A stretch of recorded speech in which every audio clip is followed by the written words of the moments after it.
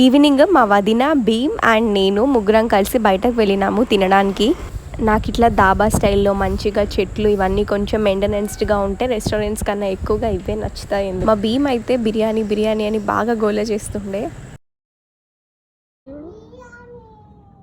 Firstly మేమైతే chicken సూప్తోని start చేసినాము. భీమ్కి soup అంతగా నచ్చలేదు. అంటే థమ్స్అప్ తాగుతావా అంటే బాగా హ్యాపీగా తాగుతా అని చెప్పి తీసుకొని అప్పటికే హాఫ్ తాగేసిండు.